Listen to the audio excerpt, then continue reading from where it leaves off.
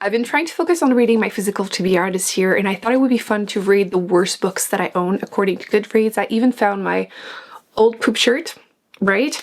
And I feel like it's the perfect setup because no matter what, it's a win-win situation. Either I agree with the rating and I get rid of a book, some space on my shelf, or I disagree with the rating, which does happen, and I find a book that I like, that I already own. Can't lose here. So let's get to it. I did go ahead and scan my unread physical TBR, and I'm currently waiting for the download of the lowest rated one. Oh my gosh, really? Girls Against God, 2.99. That is low. And it's like 5,900 ratings. So it's not just a few people. Oh my gosh. Okay, let's grab it. The shelves are messy because I went ahead and scanned all of them.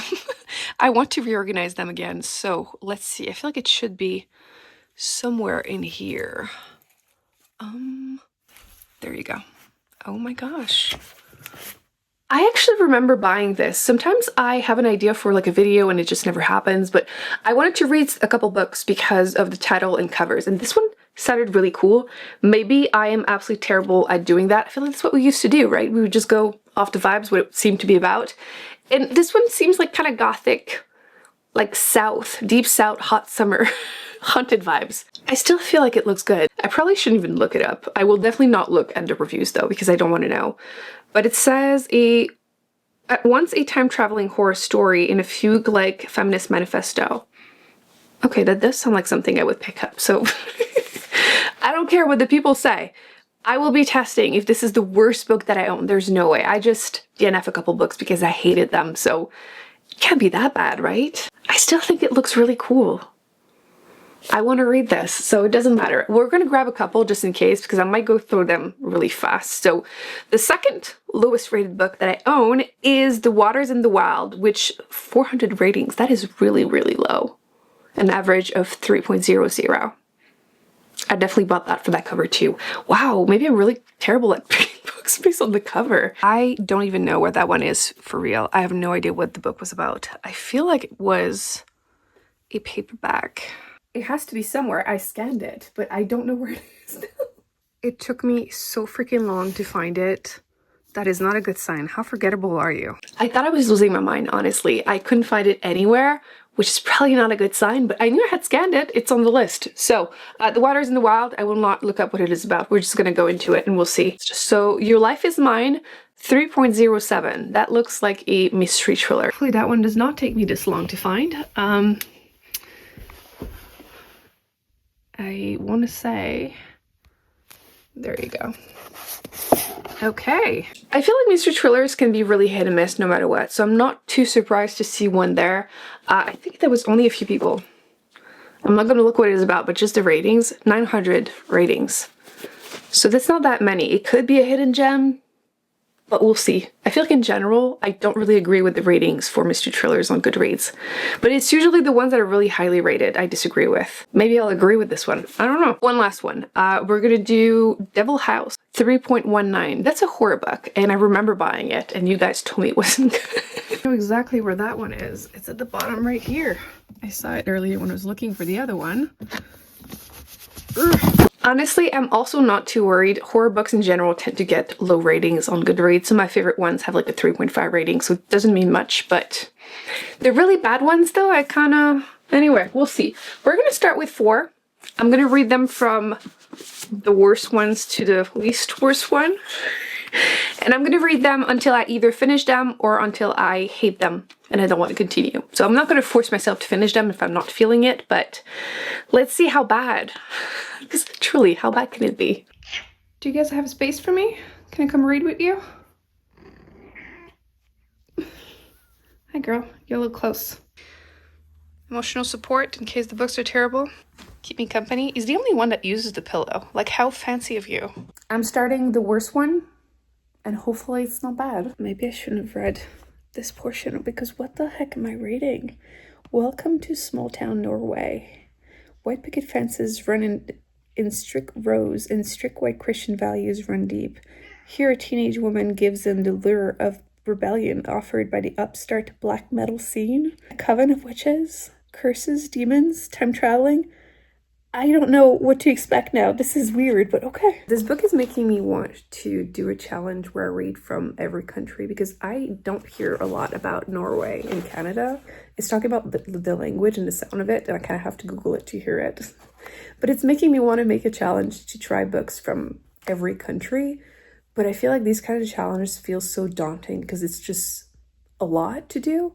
But maybe if I were to do one like very slow pace, like maybe like 3 or 4 countries at a time, and you don't have a time frame for it. Like once in a while I do it when I feel like it. I feel like it would just be fun to read books from everywhere. I would have to count, but like, I don't know, maybe 20 out of like a lot more than 20. I'm still learning my countries, by the way. It was one of my challenges this year. I feel like it would be fun if I make it easy and not too stressful. So I'll keep thinking about it, but learning about the way she feels about the language, which is not positive, but still, it's making me want to do that. I'm gonna add that to my list. That's my view, by the way. Charlie looks terrifying. What are you doing, bebe? You look haunting. This one is the one you should be scared of. Pretty girl. You are the beast in this house. Okay, so I read the first chapter, which was 16 pages, and even though I knew nothing about the book going into it, it was not what I expected. She's from Norway. I didn't realize how religious it was in the 90s, but she is very much an angsty teenager. She hates everything. She hates the language, she hates the religion, the expectations, and she is using music to let all that hate out. She's kind of a goth. And yeah, it's nothing like I expected, because again, I expected it to be like set in the US for some reason, but so far so good.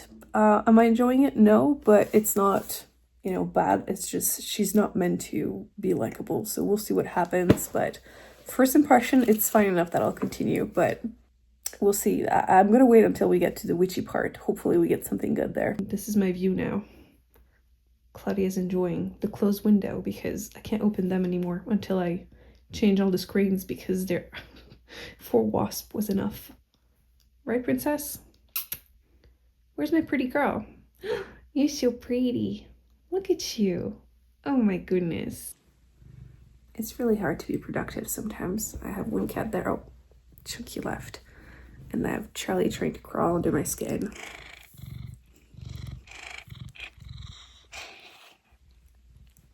I really hope the camera picked up the weird noises he makes, because he's so quiet. Such a good baby. Yeah. Okay, so I was really trying to finish it because I'm obsessed with the cover and the title. I feel like that's all I talk about because it's all I care about. I am 60 pages in. There you go, 60 pages in. I don't know why I was trying. There's no chapter number. And I don't care. I feel like each chapter is very short, like 3 to 10 pages. And it's just like almost different essays, different thoughts that she has about different things. And she hates everything. Like, it's very angsty teenager kind of vibes. And she talks about whether it's languages, whether it's about this or that. But she hates everything, which is fine by me. Unfortunately, I haven't enjoyed myself except for the last chapter, which could be a sign that I should continue. But frankly, I took it as a sign that, oh wow, the difference is really clear when I actually enjoy a little something. And I mostly enjoy it because that's when it starts talking a little bit about witches, but in a way that reminds me a lot of this nonfiction I read, Caliban and the Witch, earlier this year. Fantastic nonfiction. I feel like a little bit like it mentions how witchcraft and everything was used to divide the masses, you know, capitalism, everything. It was really, really good, and that reminds me of that. But that's it. So far, there's just nothing that has been keeping my interest. So yeah, I think I'm gonna give up, which sucks because I don't want to get rid of this book. I mean, I don't have to, like, there are no rules, but this is so annoying. I might still keep it just because I like the cover. It's such a cool cover and title, and that's why I kept pushing through. But if 60 pages in, I'm struggling this hard, gosh, I need to go to bed. It's not a good sign. So I'm still learning to DNF books, and I think this is my first one, and I understand why. This was 2.99, right? That is really, really low, and it took me like 2 days to make it 60 pages in, which is not normal for me. I read usually on average about 100 pages a day, so that's 2 days, 30 pages a day. That's not great. So I think tomorrow I'm going to start fresh with a different book, the second one, but one down, 3 more to go. I'm ready to give up on The Waters in the Wild, which I feel like I'm about to learn a lesson in this video, because first chapter I wasn't feeling it, but I was like, one chapter, give it more of a fair shot than that.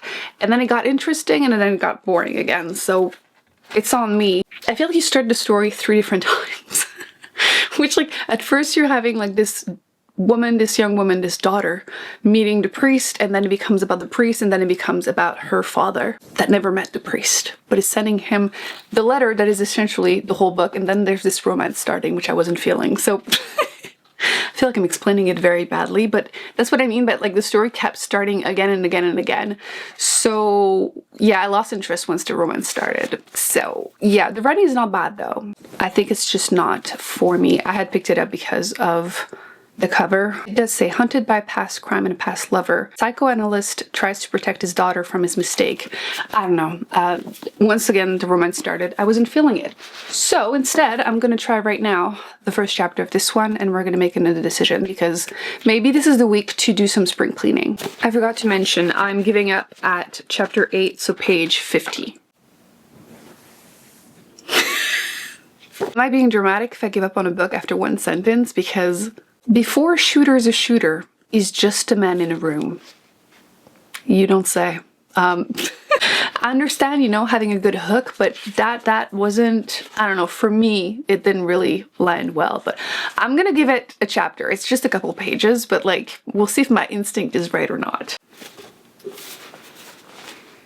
Now, so you have this mass shooting event that happened, and I think you might follow the story through the eyes of the daughter later on, from what the first chapter, or the prologue really, since I've said it's chapter 1.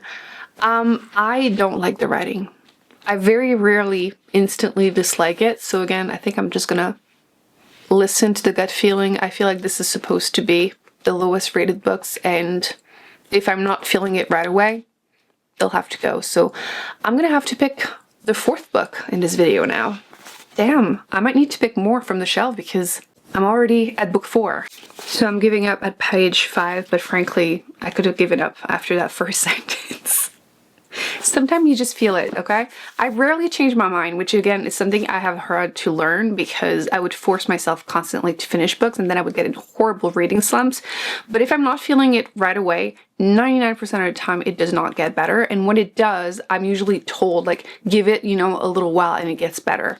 And usually if it's people you trust, it does, but gut feeling pretty much always true. So let's talk about Devil House, because I have an opinion. First of all, I will say that the quality of the writing is by far the best one in this book.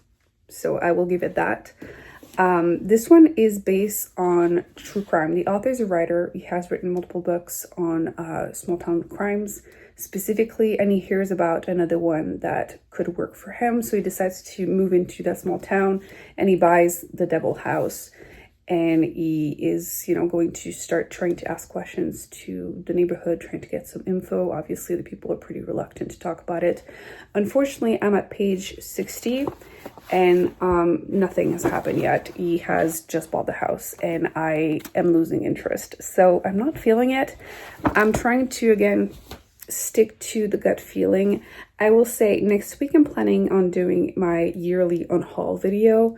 So I feel like realizing that this is basically putting more books into the shelf before I get rid of them is probably helping me realize that there's no point of forcing myself. With that said, 4 books is nice, but I kind of want to give another one a shot. I got curious, I'll admit, and I looked, what's the next lowest rated book? Just to see if maybe I could try another one. And that one sounds more appealing to me than continuing. So that's why we're going to do that. It's California. It's a apocalyptic book, which I went through like 2 phases of reading a ton of them. The first one I read like the really popular ones like The Stand, Swan Song, World War Z. and I realized that I had given none of them 5-star, and I was trying to figure out what was, you know, the things that they had in common. They were all written by men. They were all quite military, violent, sexually violent, which was not to my taste. And I started reading a ton of them by women, and I gave so many 5-star. So I do like the genre. This one is written by a woman, and I think it's more like a slow crumble of society, a bit like Parable of the Sower by Octavia Butler. I mean, okay, it's probably unfair to compare a book that is low rated to that, but I really liked, you know, her in general and that series. Book 2 is probably my favorite book by her. Never want to read it again though. Once was enough. So yeah, again, kind of unfair to compare it to that, but I wanted to give that one a shot instead. The cover looks really cool too. So yeah, because I looked, I'm like between continuing just in case, because again, I still feel the pressure to do that, and trying the other one, that sounds more appealing. So we're gonna give one last book a shot, and hopefully I would have liked to find, you know, a hidden gem, but again, adding more books to the unhaul shelf is fine too. I kept pushing through California because I didn't want to not finish one book in this reading vlog. I was like, I can't do that. But actually, yes, I can. I feel like life is too short to force myself to read books I'm not enjoying. It's not terrible. It's just that this year I've been having such a good reading year that I can see the contrast so easily. I also did cheat a little bit, and I started reading this ARC, the advanced reader copy of this book. It's so good in comparison. Like, I read like 2-3 chapters and I was already laughing, and I'm not enjoying this. So like, why am I forcing myself? To be fair, right away, okay? Right away, I could feel that it wasn't going to work for me. I made it like halfway through. And page 2, I knew. And again, I should have listened to my gut feeling. When will I learn? You learn that the main female character is pregnant. This is just a huge pet peeve for me with apocalyptic settings. It happens every time, and like, I understand that it would be a problem. I do highly recommend actually reading the book of the unnamed midwife, because that's part of the story. But I just feel like if you are living in the forest, you are barely surviving right now, maybe it's not the time to make a baby. Like, it's not like you don't have anything else happening. I mean, they do say like, I mean, what else are we gonna do?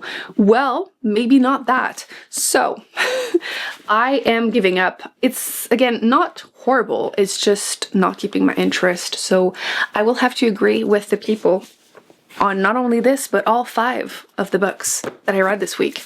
That is pretty crazy. I feel like last time I had attempted this challenge, I had read and enjoyed 2 of the 4. So it felt very positive, very fun. This time around, I agree with the people. I feel like not everything is going to work for you, and learning to give up early makes you enjoy reading so much more. It's hard lesson to learn, but when you do, everything is so much better. So this was a very effective spring cleaning kind of video. I am planning on doing a unhaul video very soon, so that's 5 more books to add there. I made some quick decisions, and now I can start something really good. My next vlog is going to be real good, I know. So between forcing myself to finish this one or just starting the other one, easy choice. I did post myself reading some of the best books of all time according to The Guardian if you want to see that, and I also did my May wrap-ups if you want to see how last month went. It was all over the place, but overall I enjoyed myself. I'll see you there. Bye.